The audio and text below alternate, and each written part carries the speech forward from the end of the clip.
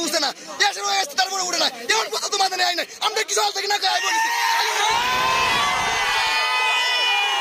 মিশা কথার জন্য ওয়াজ করাই নাই আর এমনও না যে আমরা তাকে দাওয়াত দেই নাই রবিউল ইসলাম মাদানী উনার অপেক্ষা আমরা সারাদিন ছিলাম কিন্তু উনা এই পর্যন্ত এখন রাত্রের 7:30 বাজে এরপরও তিনি রাস্তায় আছেন সারাদিন। আমরা শুনছি যে 11টায় উনার বয়ান, আমি সকালে 11টা থেকে এখানে বসা। একটু আপনি এর বয়সটা একটু শুনেন, অল্প সময়ের ভিতরে আসবে ইনশাল্লাহ। আমরা বাদ মাগরিব বয়ান আসার কথা ছিল, গাড়ির সমস্যার কারণে আসতে দেরি হচ্ছে। ইনশাআল্লাহ আশা করি 7টার মধ্যে থাকতে পারবো ইনশাআল্লাহ, অথবা 7:30টায় ইনশাআল্লাহ নামাজের পরে আলোচনা করতে পারবো। আসসালামু আলাইকুম। কণ্ঠটা বুঝছেন তো উনি কে?